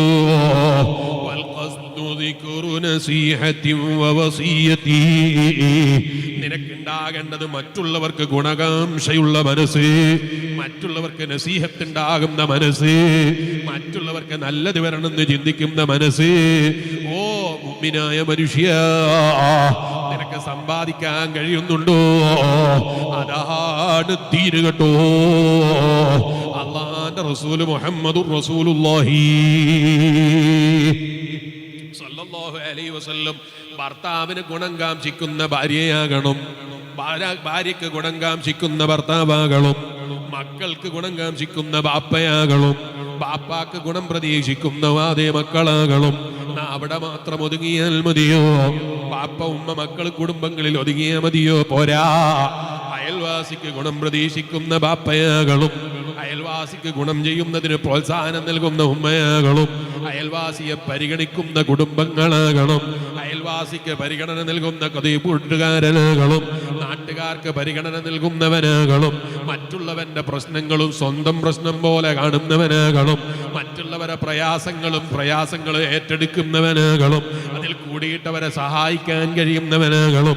അങ്ങനെ നസീഹത്ത് ഉദ്ദേശിക്കുന്ന മനസ്സുണ്ടോ അവനാണ് ദീനുള്ളവനെന്ന് പറഞ്ഞത് ആരാ? മുഹമ്മദുർ റസൂലുള്ളാഹി സല്ലല്ലാഹു അലൈഹി വസല്ലം. ഒരു വട്ടമല്ല പറഞ്ഞത്, 3 തവണയാ പറഞ്ഞത്. അപ്പോഴാ സഹാബത്ത് ചോദിച്ചത്, ലിമൻ യാ റസൂലല്ലാഹ്, ആർക്കാണ് ഹബീബായ നബിയേ ഞങ്ങൾ ഗുണം കാംക്ഷിക്കേണ്ടത് നബിയേ? അപ്പോഴാ ഹബീബ് നബി സല്ലല്ലാഹു അലൈഹി വസല്ലം തങ്ങളുടെ മറുപടി, വലില്ലാഹി വലി റസൂലിഹി, അല്ലാഹുവിന്റെ നസീഹത്ത് ഉദ്ദേശിക്കുന്നവനായിക്കോ അവന്റെ പ്രിയപ്പെട്ട ഹബീബ് മുഹമ്മദുർ റസൂലുള്ളാഹി സല്ലല്ലാഹു അലൈഹി വസല്ലം തങ്ങൾക്ക് ഗുണം കാംക്ഷിക്കുന്നവനായിക്കോ മുഹമ്മദുർ റസൂലുള്ളാഹി സല്ലല്ലാഹു അലൈഹി വസല്ലം. സംഘാടകർക്ക് ഭയങ്കര ബേജാറ്. എന്തേ സംഘാടകർക്ക് ഗുണം കാംക്ഷിക്കുന്നവരാകണം നിങ്ങൾ വേദ പറയാത്തത്? ബക്കറ്റും കൊണ്ട് പോകുന്നുണ്ട്, ഒന്നങ്ങ് പറഞ്ഞു കളിയെന്നാണ് അവർ പറയുന്നത്. സംഘാടകർക്ക് ഗുണം കാംക്ഷിക്കുന്ന വാലിന് വരുന്ന മോമിനികളാകണമെന്നും കൂടി പറയണം. അപ്പോഴേ ബക്കറ്റുമായിട്ട് പൈസ കിട്ടുള്ളൂ. അതുകൊണ്ട് ബക്കറ്റ് ഒരു നല്ല സംഭാവന കൊടുക്കണം എന്നാണ് സംഘാടകർ എഴുതി തന്നത്. എല്ലാവരും നല്ല സംഘാടകർക്ക് ഗുണം കാംക്ഷിക്കുന്നവരാകണം. അള്ളാഹു തൗഫീഖ് ചെയ്യട്ടെ. അങ്ങനെ ഹദീസിലില്ലാലോ വലിയരെ ഉണ്ട്, ഞാൻ ശേഷം പറയും. വലിയ ലാസ്റ്റ് അപ്പൊ പറയാ. ഞാൻ പറഞ്ഞു വന്നത്, ഹബീബായ നബി സല്ലല്ലാഹു അലൈഹി വസല്ലം തങ്ങളോട് ആരോടാണ് എനിക്ക് കടപ്പാട് എന്ന് ചോദിച്ചപ്പോ നബി സല്ലല്ലാഹു അലൈഹി വസല്ലം നിങ്ങൾ പറയാണ്, അള്ളാഹുവിനോടാണ് ഒന്നാമത്തെ കടപ്പാട് എന്ന് പറയുന്നത്. ലില്ലാഹ്, അള്ളാഹുവിനോട് കടപ്പാടുണ്ട്. മഹാനായ ഇമാം നവവി റളിയല്ലാഹു അൻഹു ഈ ഹദീസിന്റെ വ്യാഖ്യാനത്തിൽ സഹീഹ് മുസ്ലിമിൽ മഹാനായ ഇമാം നവവി റളിയല്ലാഹു അൻഹു പറയാണ്, ഫമഅനാഹാ, എന്താണ് അള്ളാഹുവിനോട് ഗുണം കാംക്ഷിക്കണം എന്ന് പറയുന്നത് കൊണ്ടുള്ള ഉദ്ദേശം എന്താണ്? റബ്ബിനോടുള്ള കടപ്പാടിനെ കുറിച്ച് ബോധമുണ്ടാകണം എന്ന് പറയുന്നത് അവന്റെ മനസ്സ് ഈമാനിനെ അധികരിപ്പിക്കാനുള്ള മനസ്സാക്കിയെടുക്കലാണ്. അള്ളാഹിനോടുള്ള കടപ്പാടിൽ ഏറ്റവും വലിയ കടപ്പാട് അള്ളാഹുവിലുള്ള വിശ്വാസം അവൻ എത്രത്തോളം അധികരിപ്പിക്കാൻ കഴിയൂ അത് അധികരിപ്പിക്കലാ. ആ റബ്ബിനോട് പങ്കു ചേർക്കുന്നതിൽ നിന്ന് മാറി നിൽക്കലാ. ഞങ്ങളാരും അതിന് നിൽക്കല്ല അല്ലേ? നമ്മളാരെങ്കിലും ശിർക്ക് വേണ്ടി പോലെ ആരും അതിനില്ല. അള്ളാഹു നമ്മളൊക്കെ കാത്തിരക്ഷിക്കട്ടെ. ഏറ്റവും വലിയ മനുഷ്യൻ ചെയ്യുന്ന പാപം അള്ളാഹുവിൽ പങ്കു ചേർക്കലാണ്. അള്ളാഹുവിന്റെ ഹബീബ് നബി മുഹമ്മദുർ റസൂലുള്ളാഹി സല്ലല്ലാഹു അലൈഹി വസല്ലം അത്ര വലിയ പാപാണ്. പക്ഷേ ഇന്നത്തെ ജനറേഷൻ അറിയാതെ അവരിലേക്കും അത്തരം ശിർക്കുകൾ കയറിക്കൂടുന്നുണ്ടോ എന്ന് ഭയപ്പെടേണ്ട ഒരു കാലഘട്ടമാണ്. എങ്ങനെ വലിയരെ ഇപ്പോഴത്തെ ജനറേഷൻ അള്ളാഹുവിനെ കുറിച്ച് പറയുമ്പോൾ പണ്ടേ ഉമ്മയും ബാപ്പൊക്കെ പറയുന്നൊരു പഠിച്ചവനുണ്ട് എന്ന വിശ്വാസത്തിൽ ഒതുങ്ങാണ് നമ്മളെ സമൂഹത്തിൽ ചില ഒറ്റപ്പെട്ട ആളുകൾ. ബാപ്പയും ഉമ്മക്ക് അങ്ങനെ പറയുന്ന കാണലുണ്ട്. അവരൊക്കെ പണ്ട് കാലത്തെ നിസ്കരിക്കുന്ന കാണലുണ്ട്. അതൊന്നും തള്ളി പറയാനൊന്നും ഞാനില്ല എന്നതിൽ ചുരുങ്ങുകയാണ് മനുഷ്യന്റെ ഈമാൻ. അല്ലാഹു കാത്തുരക്ഷിക്കട്ടെ. അപകടം ചെറുതാണെന്ന് വിചാരിക്കരുത്. മനുഷ്യനുണ്ടാകുന്ന ഇതിനേക്കാൾ വലിയൊരു മുസീബത്ത് ഭൂകമ്പം കൊണ്ടുവരാനില്ല. ഗസയിൽ പൊട്ടുന്ന ബോംബുകളെക്കാൾ വലിയ മുസീബത്ത്, അതുപോലെ ലോകം കാണുന്ന ലോകത്ത് വരും വലിയ വലിയ മുസീബത്തായി എണ്ണുന്ന വെള്ളപ്പൊക്കങ്ങളെക്കാൾ വലിയ മുസീബത്ത് മനുഷ്യന്റെ ഈമാൻ നഷ്ടപ്പെട്ടു പോവുക എന്ന് പറയുന്നതാണ്. അല്ലാഹു കാത്തുരക്ഷിക്കട്ടെ. ആ ഈമാനിന് കേടുപാട് പറ്റുന്ന ഒരു ചിന്താഗതിയും ചെറുപ്പക്കാരെ നമുക്കുണ്ടാകരുത്. ഏതോ വിവരമില്ലാത്ത, ചിന്തയില്ലാത്ത, ആലോചനയില്ലാത്ത ഏതോ മനുഷ്യൻ, അവൻ ചിലപ്പോൾ അവന്റെ വിവരക്കേട് കൊണ്ട് പല വിവരക്കേടുകളും പ്രസംഗിക്കുന്നുണ്ടാകും. അത് കേൾക്കുമ്പോൾ നമുക്ക് തോന്നുകയാണ്, ശരിയാ പഠിച്ചോനെ, അങ്ങനൊക്കെ ഉണ്ടാവോ, ഇങ്ങനൊക്കെ ഉണ്ടാവോ, അങ്ങനൊക്കെ ഉണ്ടാവോ? സത്യത്തിൽ യഥാർത്ഥത്തിൽ കേരളത്തിൽ ഒരു വിഭാഗം ഇല്ലാത്ത കറാമത്തുകൾ പ്രസംഗിച്ച് നടക്കാൻ വേണ്ടി തന്നെ കച്ചകെട്ടി ഇറങ്ങി, സംശയമില്ല കേട്ടോ, അംഗീകരിക്കുന്നു. പക്ഷെ ഇന്ന് എത്രത്തോളായി എന്നറിയോ? കറാമത്തുകളെ വിശ്വസിക്കാൻ. പഴയ കാലത്തുള്ള നമ്മളെ മുൻഗാമികളായ ഇമാമികള് അവരുടെ ജീവിതത്തിൽ ഉണ്ടായിരുന്ന അത്ഭുതങ്ങളും കറാമത്തുകളും മുഅ്ജിസത്തുകളും പോലും ഇപ്പൊ കേൾക്കുമ്പോ ചില ആളുകൾക്ക് പുച്ഛമായി തോന്നുകയാണ്. കാരണം എന്താണെന്നറിയോ? ഇന്നത്തെ കാലത്ത് ജീവിക്കുന്ന ചില ആളുകള്, അല്ലെങ്കിൽ ഇതുവരെ കേൾക്കാത്ത ചില ആളുകള്, അല്ലെങ്കിൽ ചിലപ്പോ കേട്ടുകൊണ്ടിരിക്കുന്ന ചില ഔലിയാക്കള്, അവരൊക്കെ പേരില് എന്തൊക്കെയോ അറിഞ്ഞതോ അറിയാത്തതോ ആ എന്തൊക്കെയോ അവിടുന്ന് ഇവിടുന്നും കേൾക്കുന്നതൊക്കെയും സ്റ്റേജ് കെട്ടി പ്രസംഗിക്കാൻ ഇറങ്ങിയപ്പോ മുഅ്മിനീങ്ങളെ ഹൃദയത്തിന്റെ ഉള്ളിൽ കറാമത്തുകളോടുള്ള മതിപ്പ് നഷ്ടപ്പെട്ടു പോകുന്നുണ്ടോ എന്ന് ഭയപ്പെടേണ്ട രൂപത്തിലേക്ക് നമ്മളെ സമൂഹം പിറകോട്ടടിക്കപ്പെടുകയാണ്. അല്ലാഹു കാത്തിരക്ഷിക്കട്ടെ. ഈമാനിന്റെ വെളിച്ചത്തിൽ നിന്ന് മനുഷ്യൻ അകന്നുകൊണ്ടിരിക്കുകയാണ്. എന്തുകൊണ്ട്? ഒരു വിഭാഗം ആളുകള് മജ്ലിസുകളെയും നന്മയുടെ സദസ്സുകളെയും അതുപോലെ ദീനിന്റെ ദിക്റിന്റെ മജ്ലിസുകളെയും വെറും പണം സമ്പാദിക്കുന്ന ഒരു മേഖലകളായി സമൂഹത്തിനിടയിൽ താറടിച്ചപ്പോ യാതൊമില്ല. സിനിമയിൽ അഭിനയിക്കുന്നത് പോലെ മുസ്ലിയാക്കന്മാരെ അഭിനയിക്കുന്ന ഒരു വിഭാഗം വളർന്ന് ട്രോള് ചെയ്യാൻ വേണ്ടി ലോകത്തിന്റെ നാനാദിക്കുകളിൽ നമ്മളെ കൊച്ചു കേരളത്തിൽ പോലും ആലിമീങ്ങളെ നിന്ദിക്കുന്നതിന് മടിയില്ലാത്ത മുസ്ലിം നാമധാരികള് വളർന്നു വരികയാണ്. കാരണം എന്താണ്? സോഷ്യൽ മീഡിയയിലും അല്ലാത്ത മീഡിയകളും ഉപയോഗിച്ച് അതിന്റെ ഉള്ളിൽ കയറിയിട്ട് പറയുന്ന വിവരക്കേടുകളും എന്തൊക്കെയോ അറിവില്ലായ്മയും വെറിയിട്ട് അവസാനം നടത്തുന്ന പിരിവിന്റെ പല രൂപങ്ങളും കണ്ടിട്ട് ഇസ്ലാമിനെ തെറ്റിദ്ധരിക്കുകയാണ്. പരിശുദ്ധമായ ദീനിനെ ഇല്ലായ്മ ചെയ്യാൻ വേണ്ടി അത്തരം ചില സാധനങ്ങളെ പലരും ആയുധമാക്കി ഉപയോഗിക്കുകയാണ്. അല്ലാഹു ഹിദായത്തിന്റെ വെളിച്ചം നിലനിർത്തി തരട്ടെ. ദീൻ ഒരിക്കലും അതിന് ഉത്തരവാദിയല്ല. അല്ലാഹുവിന്റെ ദീൻ ഒരിക്കലും അതിന് ഉത്തരവാദിയല്ല. ശരിയായ ദീൻ എന്ന് പറയുന്നത് ഏതാ? നമ്മളെ മുൻഗാമികളായ മഹാന്മാർ അവര് ജീവിച്ച് കാണിച്ചു തന്ന ദീനാണ്. നിങ്ങൾ കാണുന്നില്ലേ, ചില ആളുകൾ മക്ബറയിൽ പോയാൽ അവര് നേരെ സുജൂദിലാണ്. അവര് നേരെ മക്ബറയിൽ പോയാൽ അതേ ഖബറിന്റെ മേലെ പോയി വീഴുകയാണ്, ഖബറിന്റെ മേലെ പോയി തലകുത്തുകയാണ്. ഖബറിൽ കിടക്കുന്ന ആളുകൾക്ക് സുജൂദ് ചെയ്യാന്നുള്ള നിലക്കാണ് ഖബറിന്റെ മേലെ നടത്തുന്ന സുജൂദെങ്കിൽ കുറെ കിതാബൊന്നും നോക്കേണ്ടതില്ലല്ലോ. ഫത്ഹുൽ മുഈനിൽ അടക്കം കാണാം. ഹറാമാണ്, സംശയിക്കേണ്ടതില്ല. ഖബറിൽ കിടക്കുന്ന ആൾക്കല്ല വലിയാരെ, അയാളെ ബഹുമാനിക്കാനാണ്, എന്നാലും ഹറാമാണ്. അങ്ങനെ ഇസ്ലാം പറഞ്ഞിട്ടുണ്ടോ? ഇല്ല. ഒരിക്കലും ഒരു സുന്നിയായ മനുഷ്യനത് ആഗ്രഹിക്കുന്നില്ല. ഇമാം നവവി റളിയല്ലാഹു അൻഹു എത്രത്തോളം പറഞ്ഞു എന്നറിയോ? ഖബറിന്റെ മേലെ കൊണ്ടുപോയി നിന്റെ ശരീരത്തെ ചാരി വെക്കുന്ന സ്വഭാവം ഉണ്ടല്ലോ, കൈയൊഴിക്കേണ്ടത്. ഖബറിൽ കിടക്കുന്ന ആളുകൾ അടുക്കലേക്ക് നമ്മൾ ചെല്ലുമ്പോ അവിടെ പോയിട്ട് അവിടെയുള്ള ഖബറിന്റെ മേലെ പോയി തലകുനിക്കൽ വലിയ ബഹുമാനാണ് എന്ന് വിചാരിക്കരുത്. മറിച്ചോ നബി ഇമാം റളിയല്ലാഹു അൻഹു ലോകത്തെ ഏറ്റവും പുണ്യമുള്ള സിയാറത്ത് പഠിപ്പിച്ചു. അതേതാ സിയാറത്ത് എന്നറിയോ? സിയാറത്തു നബി സല്ലല്ലാഹു അലൈഹി വസല്ലം.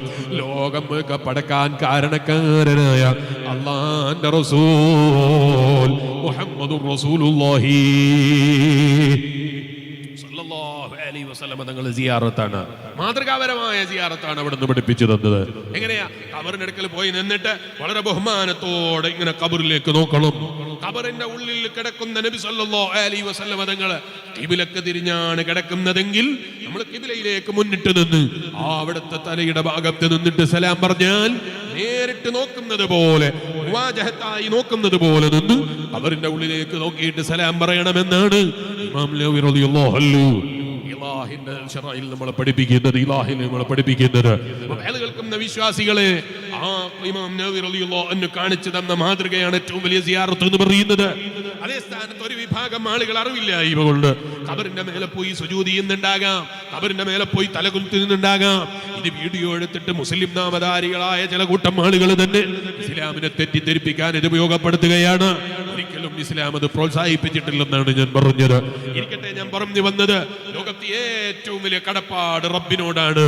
ആ കടപ്പാട് പൂർത്തിയാക്കി വീട്ടേണ്ടതിനെ കുറിച്ച് പറയുമ്പോൾ ഹബീബ് നബി സല്ലല്ലാഹു അലൈഹി വസല്ലം തങ്ങൾ പഠിപ്പിച്ചത് കണ്ടിട്ട് ഇമാം നവവി റളിയല്ലാഹു അൻഹു പറയാണ്, ഒന്നാമത്തെ കടപ്പാട് അവിടെ ആ റബ്ബിലുള്ള വിശ്വാസത്തെ അധികരിപ്പിക്കലാണ്. രണ്ടാമത്തത് ആ റബ്ബിൽ ഒരാളെയും പങ്കു ചേർക്കാതിരിക്കലാണ്.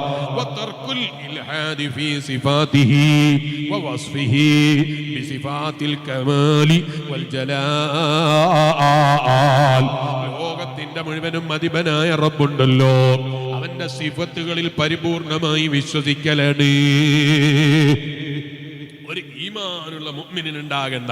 അല്ലാഹുവിനോടുള്ള കടപ്പാട് പൂർത്തിയാക്കി വിട്ടേണ്ടത് ഒന്നാമത്തത് മഹാനായ ഇമാം നവവി റളിയല്ലാഹു അൻഹു പറയാണ്, ആ റബ്ബിൽ ഏറ്റവും അടിയുറച്ച ഈമാൻ ഉണ്ടാകലാണ്. രണ്ടാമത്തത് അവനിൽ ഒരാളെയും പങ്കു ചേർക്കാതിരിക്കലാണ്. മൂന്നാമത്തത് ഇമാം നവവി റളിയല്ലാഹു അൻഹു പറയാണ്, ആ റബ്ബിലേക്ക് അവനിക്ക് ചേർത്ത് പറഞ്ഞ ഒരു സിഫത്തിനെയും നിഷേധിക്കാതിരിക്കലാണ്. കണ്ണില്ലാതെ കാണുന്നവനാണ് അല്ലാഹ്, അല്ലേ? കണ്ണില്ലാതെ കാണുന്നവനല്ലേ അല്ലാഹ്? അല്ലേ? കണ്ണില്ലാതെ കാണുന്നവനാണ് അല്ലാഹ്. കാതില്ലാതെ കേൾക്കുന്നവനാണ് അല്ലാഹ്. അവന്റെ കാതിന് പരിധിയുണ്ടോ? ഉണ്ടോ? അവന്റെ കേൾവിക്ക് പരിധിയുണ്ടോ? ഇല്ല. ഞാനിപ്പോ ഇവിടെ പ്രസംഗിക്കുമ്പോ നിങ്ങളെല്ലാവരും എന്നെ കാണുന്നില്ലേ? ഇല്ലേ? എന്നെയും കാണുന്നില്ലേ? പിന്നെ എന്താ നിങ്ങൾ കാണുന്നത്? എന്നെ കാണുന്നില്ലേ? ഉണ്ട്. ഈ സ്റ്റേജിന്റെ ബേക്കിലുള്ള എന്തെങ്കിലും നിങ്ങൾ കാണുന്നുണ്ടോ? എന്താ കാണാത്തത്? അവിടെ ഒരു മറയുള്ളത് കൊണ്ട് അല്ലേ? അതിന്റെ അപ്പുറത്തുള്ളത് കാണുന്നില്ല. അവിടെ കാണുന്നുണ്ടോന്നല്ലേ ചോദിച്ചത്? ഇവിടെ എന്തോ കാണുന്നുണ്ടോന്ന് ഞാൻ ചോദിച്ചത്. അവിടെ കാണുന്നുണ്ട്. അതിന്റെ മേലെ മക്കാമുറൂസ് എഴുതി വെച്ചിട്ടുണ്ട്. അതല്ലേ ചോദിച്ചത്? അതിന്റെ പിറകിലുള്ള എന്തോ കാണുന്നുണ്ടോ? ഇല്ല, കാണുന്നില്ല. എന്തുകൊണ്ട് കാണുന്നില്ല? അത് കാണാനുള്ള കഴിവ് നമുക്കില്ല. എന്നാൽ ലോകത്തിന്റെ മുഴുവനും അധിപനായ അല്ലാഹ്, അവന് കാഴ്ചക്ക് എന്തെങ്കിലും തടസ്സമുണ്ടോ? അവൻ കാണുമ്പോ പഠിച്ചോനെ റൂമിൻ്റെ ഉള്ളിൽ കയറി വായിലടിച്ചാൽ ഞാൻ പിന്നെ കാണൂല, അങ്ങനെ ഉണ്ടോ? അല്ലെങ്കിൽ ഏതെങ്കിലും മറയിൽ പോയി നിന്ന് അവൻ കാണാത്ത സ്ഥലം ഉണ്ടാവുമോ? വാനലോകത്ത് പറക്കുന്ന ഫ്ലൈറ്റിൽ കയറി അവൻ കാണാത്തത് ഉണ്ടാകുമോ? അവൻ കേൾക്കാത്തത് ഉണ്ടാവോ? അങ്ങനെ കാണാൻ പറ്റാത്തവനാണെങ്കിൽ, എല്ലാം കേൾക്കാൻ പറ്റാത്തവനാണെങ്കിൽ, എല്ലാം അറിയാൻ പറ്റാത്തവനാണെങ്കിൽ അവന്റെ പേരൊരിക്കലും അല്ലാഹ് എന്നല്ല. ഇന്നല്ലാഹ ഹുവസ് സമീഉൽ അലീം. പരിധിയില്ലാത്ത കേൾവിയുടെ ഉടമയാണ് അല്ലാഹ്. അപ്പൊ ചില ആളുകൾക്ക് തോന്നുകയാണ്, പഠിച്ചോനെ അപ്പം നിന്റെ ചെവിന്റെ വലുപ്പം എത്രയായിരിക്കും? അള്ളാഹ്ക്ക് ചെവി വേണോ? അള്ളാഹ്ക്ക് കാത് വേണോ? വേണ്ട വേണ്ട, ആ റബ്ബിന് കാത് വേണമെന്നില്ല. അല്ലേ? അത്രയും വലിയ കേൾവിയാണെങ്കിൽ ആന എന്ന് പറയുന്നൊരു ജീവിയുണ്ട്, ഇല്ലേ? നാട്ടിലില്ലേ? ആന എന്ന് പറയുന്ന ജീവിക്കുള്ള കാത് കണ്ടില്ലേ നിങ്ങൾ? മൂപ്പറ വലുപ്പത്തിനനുസരിച്ചുള്ള കാതാണ്, അല്ലാണ്ട് കേൾവിക്കനുസരിച്ചുള്ള കാതാ അത്? ആണോ? ആനന്റെ കേൾവിക്കനുസരിച്ചുള്ള കാതാണോ അത്? അല്ല. അങ്ങനെയാണെങ്കിൽ അത്ര കഴിവുള്ള കേൾവിയാണെങ്കിൽ ആനക്ക് നമ്മൾ മലയാളം പറയുമ്പോൾ തിരിയോ? അത്ര ബഹുമാനമുള്ള കേൾവിയാണോ ആനന്റെ കേൾവി? അല്ല. മലയാളം പറഞ്ഞാലും തിരിയൂല, കന്നഡ പറഞ്ഞാലും തിരിയൂല, അറബി പറഞ്ഞാലും തിരിയൂല, ഇംഗ്ലീഷ് പറഞ്ഞാലും തിരിയൂല, ഒരു ഭാഷയും തിരിയൂല. വലിയ ചെവിയുണ്ട്, വലിയ കാതുണ്ട്. കാത് വേണമെന്നുണ്ടോ? കേൾവിക്ക് ഒരുപാട് അർത്ഥങ്ങളുണ്ട്.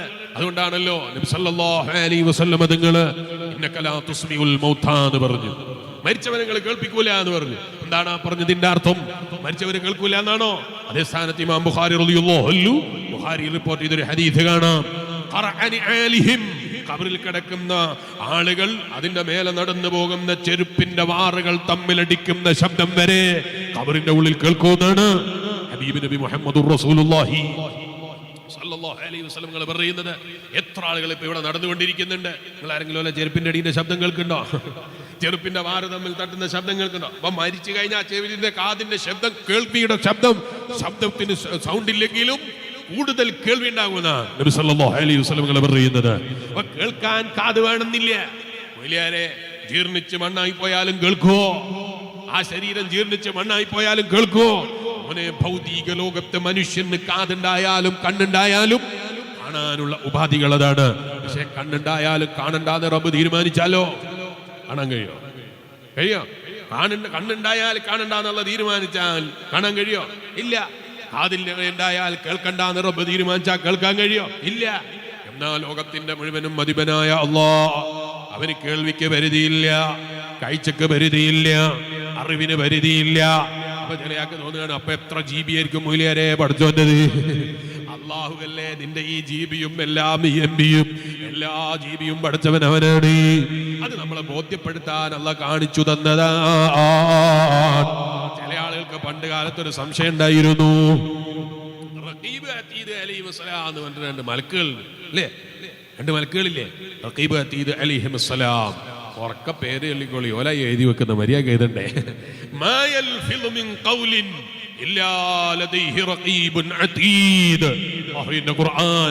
നിങ്ങൾ മൊഴിയുന്ന ഒരു വാക്കുകൾ പോലും രേഖപ്പെടുത്താത്തതായി ലോകത്തില്ല എന്നാ പറയുന്നത്. പണ്ട് കാലത്ത് മദ്രസയിൽ ഇത് ഉസ്താദ് പറയും, നമ്മളെ മൈൻഡിൽ വരും, പഠിച്ചോനെ ഇപ്പൊ ഇവർ എഴുതിയിട്ട് എത്ര പുസ്തകം ഉണ്ടാവും അല്ലേ? നമ്മൾ ഓരോ നിമിഷം ഇങ്ങനെ എഴുതിയല്ലേ, എത്ര പുസ്തകത്തിലായി ഇത് എഴുതി വെക്കുക, അങ്ങനൊക്കെ തോന്നൂലേ? അങ്ങനെയും തോന്നിയിട്ടില്ലേ? എങ്ങനെയായാലും കുഴപ്പമില്ല, ഏതായാലും ഇങ്ങനെ പറഞ്ഞല്ലോ ഇങ്ങനെ കേട്ടിക്കണ്. അങ്ങനെയാ അല്ല, എല്ലാം രേഖപ്പെടുത്തി വെക്കുമെന്ന് പറയുമ്പോ പഴയ കാലത്ത്, ഇന്നത്തെ കാലത്തല്ല പറയുന്നത്, പഴയ കാലത്ത് ചിലപ്പോൾ സംശയം ഉണ്ടായിട്ടുണ്ടാകാം, ഇതെങ്ങനെയായിരിക്കും പഠിച്ചോനെ എഴുതി വെക്കല് ഇത്. ഇതൊരു മൊബൈലാ അല്ലേ? ഈ മൊബൈൽ ഫോണിന്റെ ഉള്ളിൽ 512 GB ഉണ്ട്. ഇനി ഇതേ വലിപ്പമുള്ള മൊബൈൽ ഫോണ്, അതേ വലുപ്പത്തിൽ ഒരു മാറ്റമല്ല. എടുത്തു നോക്കി നോക്കുമ്പോ അതിന് 212 ഉള്ളൂ, അല്ലെങ്കിൽ 256 ഉള്ളൂ. വേറെ എടുത്ത് നോക്കുമ്പോൾ 112 ഉള്ളൂ, വേറെ എടുത്ത് നോക്കുമ്പോൾ 64 ഉള്ളൂ. വലുപ്പത്തിലൊരു വ്യത്യാസമില്ല. എന്നാ ഇതേ മൊബൈൽ ഫോൺ തന്നെ 1 TB ഉള്ള മൊബൈൽ ഫോൺ ഉണ്ട്. കണ്ടിട്ടില്ലേ? 1 TB ഉണ്ടാവും. മൊബൈലിന് തടി കൂടുവോ? ആള് തടി കൂടുവോ? മൊബൈലിനൊരു തടിയും കൂടിയിട്ടില്ല, TB കൂടിയിട്ടുണ്ട്. കണ്ടിട്ടില്ലേ നിങ്ങള്? അതിങ്ങനെ TB കൂടുന്നതനുസരിച്ച് സാധനം ചെറുതായി ഇങ്ങനെ പോവുകയാണ്. എന്തിനാണ് റബ്ബിനെ നമുക്ക് വെച്ച് തന്നത്? അവസാന യുഗത്തിൽ വരുന്ന എന്നെ പോലെയുള്ള ചണ്ടി ചവറുകളാകുമ്പോ അവരോട് ചിലപ്പോൾ എന്ന് പറയുമ്പോ അവര് പുസ്തകം നോക്കിയിട്ട് ഇതെങ്ങനെയാണ് മലക്കുകൾ എഴുതി വെക്കരുത് എന്നുള്ള ചിന്ത വരും. അവര് ഈമാൻ ചുരുങ്ങിപ്പോകും. അത് ബോധ്യപ്പെടുത്തി തരാൻ, ആ ഈമാനിന്റെ വെളിച്ചം നിലനിൽക്കാൻ അള്ളാഹ് വെച്ചിരിക്കുന്നതാണ് ഇത്തരം ടെക്നോളജികൾ എന്ന് പറയുന്നത്. ആ ടെക്നോളജിയിലൂടെയും അള്ളാഹനെ അറിയാൻ കഴിയണേ കൂട്ടുകാരാ. ടെക്നോളജിയിലൂടെയും റബ്ബിനെ മനസ്സിലാക്കാൻ സാധിക്കണേ കൂട്ടുകാരാ. അപ്പോഴാണ് നമ്മളെ ഈമാൻ റബ്ബിന്റെ അടുക്കലേക്ക് അടുത്ത് ബഹുമതി വാങ്ങാൻ കഴിയുന്നത്. കാതില്ലെങ്കിൽ കേൾക്കൂല എന്ന് വിശ്വസിക്കരുത്, കണ്ണില്ലെങ്കിൽ കാണൂല എന്ന് വിശ്വസിക്കരുത്. അല്ലേ? ഈ ലൈറ്റ് മുഴുവനും ഓഫാക്കി കളഞ്ഞു. നിങ്ങളെന്തോ കാണുമോ? മൊബൈലിന്റെ വെളിച്ചം ഉണ്ടാവില്ല. ഒരു വെളിച്ചം ഇല്ലെങ്കിലാ ചോദിക്കുന്നത്. മൊബൈൽ കത്തിച്ചാൽ പോരെ? ഞാനിപ്പോ അതിന് പരിഹാരമല്ലേ ചോദിച്ചത്. ഒരു വെളിച്ചമില്ലാത്ത സ്ഥലത്ത് എത്തിക്കഴിഞ്ഞാൽ അവിടെ കണ്ണ് കാണാൻ കഴിയോ? അങ്ങനെ കഴിയുന്ന ആരെങ്കിലും എൻ്റെ സേഴ്സിലുണ്ടോ? ഉണ്ടെങ്കിൽ അയാൾ എനിക്ക് ആവശ്യമുണ്ട്. അയാൾ പറയുന്ന സ്ഥലത്ത് ഞാൻ ജോലി കൊടുക്കും. അമേരിക്കയിൽ വേണമെങ്കിൽ അമേരിക്കയിൽ, UK വേണമെങ്കിൽ UK, ഇനിയല്ല ദുബായിലാണെങ്കിൽ ദുബായിൽ, അല്ല നമ്മളെ കൊച്ചു കേരളത്തിലാണെങ്കിൽ അവിടെ, അല്ല കാസർഗോഡാണെങ്കിൽ അവിടെ, കർണാടകയിലാണെങ്കിൽ അവിടെ, എവിടെ വേണമെങ്കിലും ജോലി റെഡി. പക്ഷെ രാത്രി ഇരുട്ടത്ത് കാണുന്ന ആളായിരിക്കണം. ആരെങ്കിലും ഉണ്ടോ? ഉണ്ടെങ്കിലും ഒന്ന് കൈവക്കിയേ. ഒറ്റ ഒരാളുമില്ല. ഇരുട്ടത്ത് കാണാൻ ഒരൊറ്റ മനുഷ്യനും സാധിക്കൂല. എന്നാ ഇതേ മനുഷ്യന്റെ മുന്നിലൂടെ പറക്കുന്ന മൂങ്ങ എന്ന് പറയുന്ന ഒരു ജീവിയുണ്ട്. ഇവിടെ എന്തായാലും പറയാ? തേങ്ങാന്നാ? അല്ല, മൂങ്ങാന്നല്ലേ പറയാ? അല്ലേ? മൂങ്ങാന്നല്ലേ പറയാ? ഇവിടെ എന്താ പറയാ? മൂങ്ങാന്നല്ലേ പറയാ? വവ്വാലോ? അല്ലല്ല, വവ്വാല് വേറെ. നിങ്ങൾ കൊറോണ വരുമ്പോ കല്ലം പിടിച്ച് വവ്വാലാക്കല്ല. വവ്വാലോ? ഊമൻ. ഊമൻ. എന്തോ ആട്ടെ, നിങ്ങളെ പറഞ്ഞ സാധനമായിരിക്കും ഞാനും വിചാരിച്ചത് എന്ന് വിചാരിക്കാം. അല്ലേ? ഈ പറയുന്ന ജീവി രാത്രിയിൽ മാത്രമേ മൂപ്പർക്ക് കാണുള്ളൂ. ചള്ളങ്കയ മുറൂസിന്റെ സദസ്സിലൂടെ മൂപ്പര് രാത്രി പോയാൽ കാണുമോ ഇല്ലേ? കാണൂല. ഇങ്ങനെ ലൈറ്റ് ഓൺ ആക്കി വെച്ചാൽ കാണൂല, ഓഫാക്കിയല്ലേ കാണുള്ളൂ. ഇവിടെ കിടക്കുന്ന മഹാന്, ആ മഹാന്റെ പേരിൽ ഉറൂസ് എടുത്തല്ലേ? ഒക്കെ ശരിയാണ്. മൂപ്പർക്ക് കാണണമെങ്കിൽ നിങ്ങൾ ലൈറ്റ് ഓഫ് ആക്കണം. ഉറൂസിന്റെ ലൈറ്റ് ആയാലും അല്ലാത്ത ലൈറ്റ് ആയാലും മൂപ്പർക്ക് സാധാരണ കാഴ്ച കാണണമെങ്കിൽ ഇരുട്ടുണ്ടായാലേ മൂപ്പര് കാണുള്ളൂ. എന്തിനാ റബ്ബ് വെച്ചത്? എന്നെ ബോധ്യപ്പെടുത്താനാണ്, നിങ്ങളെ ബോധ്യപ്പെടുത്താനാണ്. നമ്മൾ കാണുന്നത് മാത്രമേ ലോകമുള്ളൂ എന്ന് വിചാരിക്കരുത്. നമ്മൾ കാണാത്തൊരു ലോകമുണ്ട്. അല്ലേ? നമ്മൾ കാണാത്തൊരു ലോകമുണ്ട്. നിങ്ങൾക്ക് മനസ്സിലാകാൻ ഒന്നുകൂടി ഞാൻ പറയാം. ചിങ് എന്ന് പറഞ്ഞ അതിന്റെ അർത്ഥം എന്താ?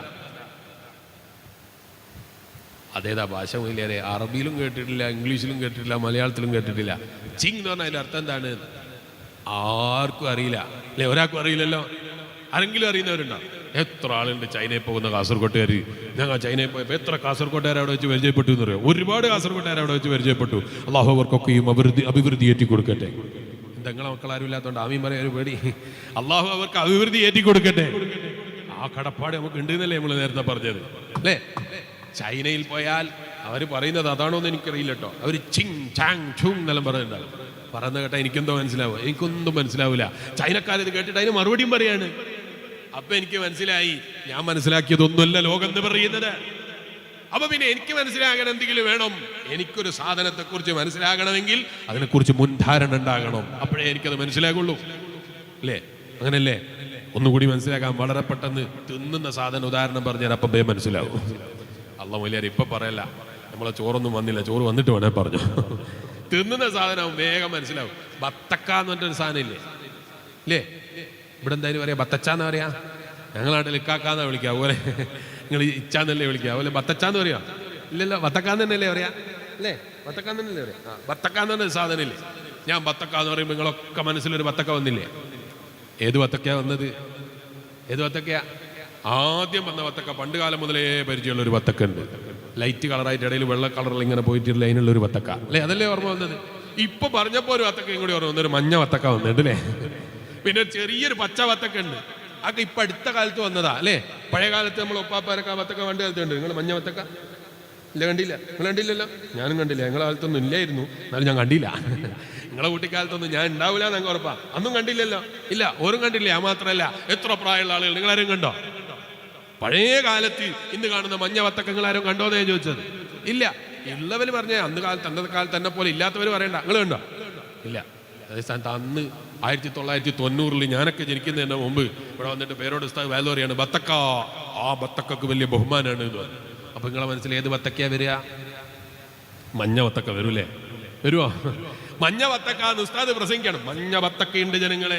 അവരെല്ലാവരും ഇങ്ങനെ നോക്കണം, മഞ്ഞ വത്തക്ക. ഈ മൊയിലിയാരാണ് പഠിച്ചോനെ പുതിയൊരു വത്തക്കയായിട്ട് വന്നത്, നമ്മളിതുവരെ കണ്ടില്ലല്ലോ. മഞ്ഞ കളറാ വത്തക്ക ഉണ്ടാകല് ചോദിട്ടല്ലേ. ഈ മൊയിലിയാർക്ക് വത്തക്ക എന്താന്ന് പോലും അറിയില്ല എന്ന് എനിക്ക് തോന്നുന്നത് എന്ന് വിചാരിക്കുമായിരുന്നു. ഇപ്പൊ ഞാൻ ഇവിടുന്ന് പ്രസംഗിക്കുമ്പോൾ ആർക്കെങ്കിലും തോന്നിയോ അങ്ങനെ? എന്താ തോന്നാത്തത്? മഞ്ഞ വത്തക്ക കണ്ടത് കൊണ്ടാണ്. ഇതുപോലെ ചില കാര്യങ്ങളെ മനുഷ്യൻ അനുഭവിക്കുമ്പോഴാണ് അതിനെക്കുറിച്ച് അവന്റെ മനസ്സിൽ ഖിയാലിലേക്ക് വരല്. അല്ലെങ്കിൽ ഖിയാലിലേക്ക് വരൂല, അവന്റെ മൈൻഡിലേക്ക് അത് വരൂല. അവന്റെ മൈൻഡിലേക്ക് മാങ്ങാന്ന് പറഞ്ഞ നിങ്ങളെ മനസ്സിൽ തേങ്ങ വരുന്നുണ്ടോ? സത്യത്തിൽ അതിൻ്റെ അകത്ത് രണ്ടിലും ഒരേ അക്ഷരമില്ലേ? ഞാൻ മാങ്ങാന്നാ പറഞ്ഞത്, അപ്പൊ തേങ്ങ വന്നോ നിങ്ങളെ മനസ്സിൽ? വന്നോ? മാങ്ങാന്ന് പറയുമ്പോ തേങ്ങന്റെ രൂപം വരുന്നുണ്ട് ആർക്കെങ്കിലും? അതെന്താ വരാത്തത്? തേങ്ങന്റെ രൂപത്തിലൊരു മാങ്ങ ഇല്ലാത്തത് കൊണ്ട് തന്നെ.